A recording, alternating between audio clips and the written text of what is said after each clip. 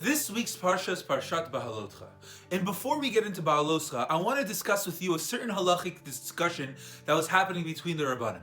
You see, the Rabbanim were discussing when a shochet shechts on Shabbat, what is he doing wrong? Because he's doing plenty of transgressions, because you can't shecht on Shabbat. You can't draw blood on Shabbat, you can't capture an animal on Shabbat, you can't trap an animal on Shabbat. But why specifically does a shochet get in trouble, so to speak? What does he get punished for shechting on Shabbat?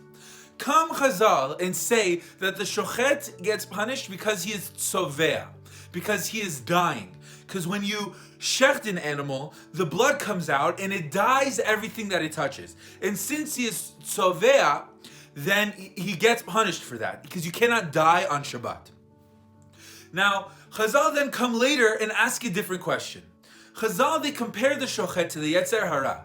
The Yetzer Hara, at the time of the Mashiach, is going to be shechted, is going to be killed. And the question is asked, the Yetzer Hara has a job given to him from God. So why is it that the Yetzer Hara gets killed? He's just following God's orders. Even if it's not the most pleasant job, God is telling him to do this. He's telling him to trip up the Jews, to be every single one of our evil inclination. Why does he deserve to get killed? If you look in this week's Parsha, you see that there are two stories which have a very similar strain within them. We open this week's Parsha with Aharon HaKohen. He sees all of the Jews giving all of the korbanot that they want to give. Every shevet going and giving as many korbanot as they can, beautifully written out by the Torah. Such beautiful korbanot that it doesn't even summarize them and says that all the shvatim give this. It goes through every shevet and it says all the beautiful things they did for Hashem. And when Aharon HaKohen witnesses this event, he turns to Hashem and he says, "Listen, Hashem, we're Kohanim, I'm a Kohen. We weren't part of this procession of giving the korbanot. I want to serve you. I want to do something for you. What is it that I could do?" So we open this week's Parsha with Hashem giving Aharon his service. He says, "Aharon, yes, you weren't part of the korbanot, but I have a mitzvah set aside for you. Every day you will light the menorah. Every day you will light up the sanctuary, and that will be your service to me. And while they did a beautiful service for one day, you will be doing a service to me every single day when you light the menorah." If you look later in this week's Parsha, you see that you get the idea of Pesach Sheni. But I found something interesting about Pesach Sheni. You see, Pesach Sheni is it makes sense. It's very logical. You see, because when you have to give the Korban Pesach, if you're impure, if you're tameh, then you cannot give a Korban. So Pesach came around, and all the tameh people weren't able to give Korbanot. So they went up and they said, "Excuse me, we're left out. We want to serve Hashem. But we couldn't at the time. We were all Tme'im. So give us an opportunity. Give us a chance to serve you." So HaKadosh Baruch Hu responds and says that there will be a Pesach Sheni, where you will have another chance. If you were Tameh the first time around, you could give a Korban. You could still serve Hashem. If you look, there's a story that Rav Laxman brought down. You see, earlier this year, there was a woman who became a widow, Shalom Nada, in Lakewood. She lost her husband at the beginning of the year. It didn't have anything to do with the diseases that are going around now, the virus. She just happened to lose him this year. And Pesach was coming up, and it was going to be her first Pesach by herself.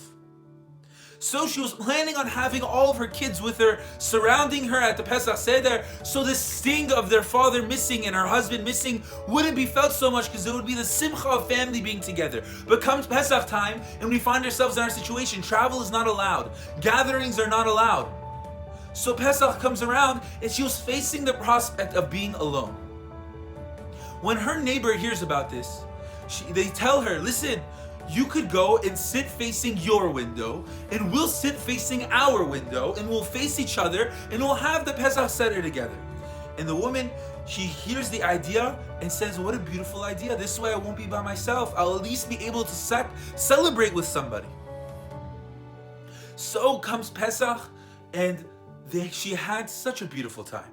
They sang all the same songs. They did all the same minhagim. They were having such simcha, and she felt such chizuk. And after the Sdarim comes Chol HaMoed and her son calls her and says, Mom, how was your Pesach Seder? How was it? So sorry we couldn't be there, but how was it? And she was telling him how beautiful it was. She said, did you know? I had no idea. Our neighbors do the same minhagim we do. They sang the same songs we sang. It made me feel so connected to our previous Pesachim, to our previous celebrations with our father, and I felt such strength from our celebrations.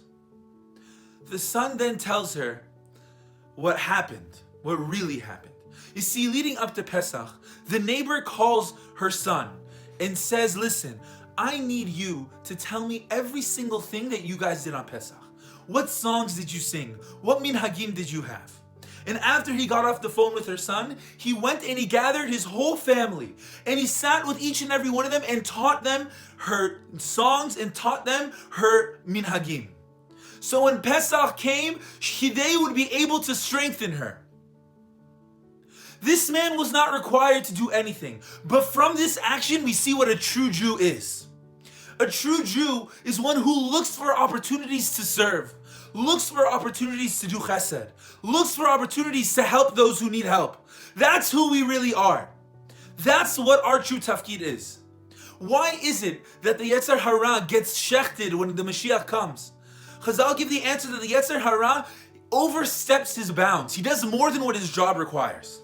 See, the Yetzer Hara is meant to trip us up and make us do chet. But what the Yetzer Hara does is he stains our view of life. He hides the value of mitzvot. He hides the value of what's the right thing to do and what's the wrong thing to do. And because of this, sometimes we unfortunately, at least I'll speak for myself, I unfortunately neglect a mitzvah that I could do. Because the Yetzer Hara is staining everything that we see. But it's our job to realize that we have to look through the staining. We have to look through this false sense of reality. Realize that it is our true tafkid to serve Hashem, to serve Am Yisrael. So B'ezrat Hashem, I hope that every single one of us finds our true purpose of helping the Jews and helping the Kadosh Baruch Hu come into the world. Chazak u'baruch.